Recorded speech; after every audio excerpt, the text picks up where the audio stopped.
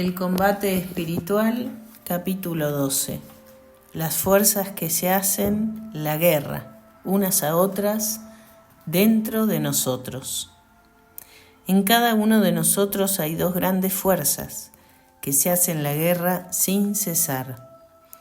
La una es la voluntad superior, la fuerza espiritual que, guiada por la razón y por la fe, nos quiere elevar a tener comportamientos propios de un ser racional, de alguien que es hijo de Dios y cuyo destino es la vida eterna del cielo. En cambio, la otra es inferior y es llamada apetito sensitivo. Pero no nos logrará llevar al mal si la voluntad guiada por la razón e iluminada por el Espíritu Santo le pone freno, lo domina y lo guía. El santo Job decía que la vida de la persona humana en esta tierra es como un servicio militar en tiempo de guerra. La guerra espiritual entre la voluntad superior y la voluntad inferior dirigida por las pasiones durará toda la vida. Desde que tenemos uso de razón hasta que exhalemos el último suspiro, esa guerra será total y sin tregua. Habrá tiempos de mayor paz y otros de mayor combate, pero la lucha no cesará jamás en esta tierra. Un autor antiguo decía que la persona humana viaja por este mundo en un carruaje llevado por 4 caballos, 2 blancos y 2 negros. Los 2 blancos son la razón y la voluntad. Los 2 negros son las pasiones y las malas inclinaciones. Y para saber a dónde llegará cada uno hay que averiguar a quién dejamos que vaya al timón. ¿A Dios, al diablo o al egoísmo? ¿Quién está dirigiendo mi carroza hoy por hoy? Así como el haber recibido de Dios el gusto por rezar y por pensar en lo celestial y sobrenatural es un regalo que nunca podremos agradecer debidamente, así también la peor desgracia espiritual que le puede suceder a una persona es quizá el contraer un mal hábito, el adquirir una mala costumbre. No hay que esclavice tanto como una mala costumbre. Con razón, decía Jesús que el que comete pecado se vuelve esclavo del pecado.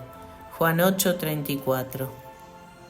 Quienes en su juventud adquirieron algún mal hábito, una facilidad para hacer alguna mala acción, adquirida a base de repetirla, sufren una pena indecible cuando tratan de enmendar su mala vida y romper las cadenas que los tienen esclavizados al mundo y a la carne, y cambiar de vida y empezar a consagrarse enteramente al servicio de Dios, porque su voluntad se encuentra tan poderosamente combatida por sus malas costumbres y tan debilitada por la repetición tan frecuente que han hecho de los malos actos, que ahora sienten como si tuvieran una segunda naturaleza. Y los golpes que reciben de parte de sus malas inclinaciones son tan fuertes y violentos que sin una gracia o ayuda especial de Dios no serán capaces de resistirlos sin caer una y otra vez. En esto se cumple lo que decía San Pablo: hago el mal que no quisiera hacer y en cambio el bien que sí quisiera hacer no lo logro hacer. Advierto en mi carne una ley e inclinación que va contra la ley de mi razón y me esclaviza. Es la ley del pecado, la inclinación a hacer el mal. Romanos 7:18.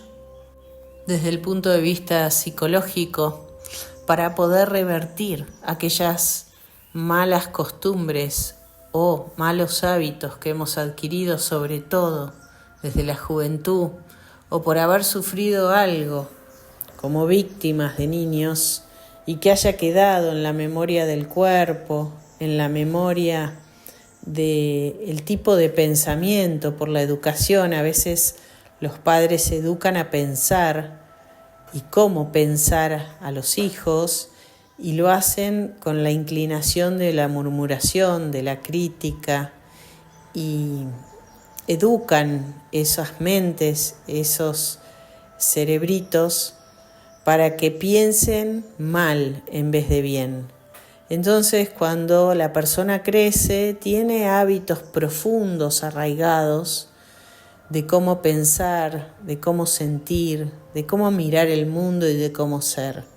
Gran parte la tiene la educación que ha recibido, y otra gran parte es su libertad de haberse adherido a esa forma de ser y pensar, porque la libertad la tenemos siempre, y a medida que la persona va creciendo puede ir optando por diferenciarse de lo que le están enseñando, aunque sea con rebeldías, pero puede ir eligiendo otras opciones.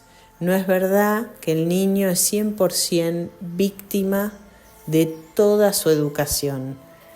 El niño, a medida que va creciendo y desde que tiene uso de razón, ya puede ir eligiendo y ejerciendo su libertad. Quizá no puede optar por algunas decisiones o acciones externas, no puede decidir ir mudarse de casa o ir a algún lado, pero sí puede ir decidiendo actitudes y posiciones interiores de su corazón. Puede ir ejerciendo su libertad interior. Y si igualmente no pudo y se dejó arrastrar e imitó la forma de pensar, de ser, de actuar que le han brindado en su educación, de todas maneras, cuando se llega adulto o adolescente grande, la persona puede empezar a optar por qué cosas quiere avalar en su interior y en su corazón, en sus pensamientos, en sus acciones, y qué cosas no. Y con esa libertad que Dios nos dio, del libre albedrío a todos, es un inmenso regalo que Dios nos da y una inmensa también responsabilidad, porque no hay víctimas para Dios. Nosotros nos ha tocado la circunstancia que nos ha tocado, que Dios ha permitido, nuestro tipo de familia, padres y circunstancias. Pero ¿qué hacemos con eso? Es ahí donde ejerce nuestra libertad y nuestra responsabilidad. ¿Qué hacemos con los ingredientes que han formado parte de nuestra vida?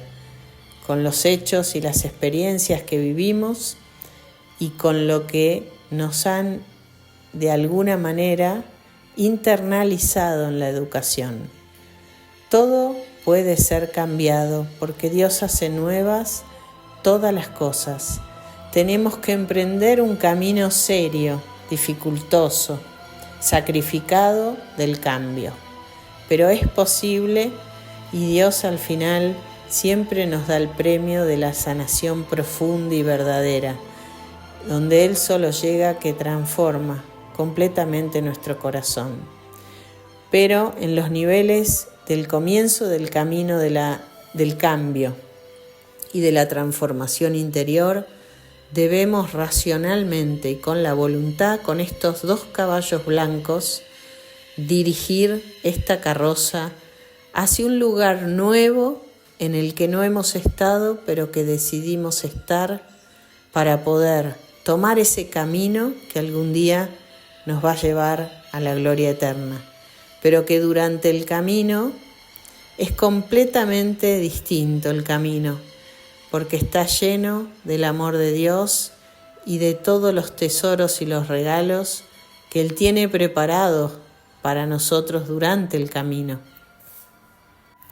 Continúa el autor y nos dice cómo empezar este camino del cambio. Nadie, dice el autor, se vaya a hacer la ilusión de que logrará adquirir la virtud y la perfección y servir a Dios como conviene, si no se dedica a negarse a sí mismo, a llevarse la contraria a muchas de sus inclinaciones y deseos de vida fácil y comodona, y si no tiene firme resolución de sufrir y vencer la antipatía que en su misma persona siente hacia el renunciar a muchos pequeños placeres que se le presentan. Jesús decía, el reino de los cielos padece violencia y los que hacen violencia a sí mismo la conquistan. San Mateo 11:12. En la subida hacia la perfección encontramos muchos que quedaron a mitad de camino y no pudieron seguir adelante y progresar, porque les faltó una condición: negarse a sí mismos, llevarse la contraria. Desde lo psicológico no hay otro camino que llevarse la contraria, en el sentido de poner la voluntad superior y la razón al servicio de mandar al pensamiento, al sentimiento y al cuerpo hacia el lugar donde lo queremos llevar. Tiene que comandar la razón y la voluntad superior y, por supuesto, con mucha oración, pedir siempre la ayuda del cielo, que con la gracia lo hace posible.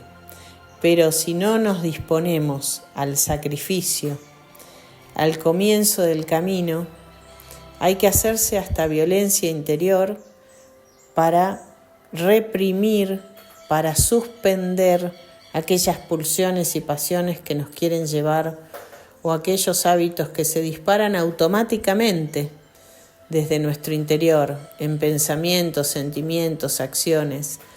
Al hacerlos conscientes, empezamos a negarlos, empezamos a rechazarlos y comenzamos a reemplazarlos por los que vienen de Dios, haciendo ese camino de discernimiento y de esfuerzo personal.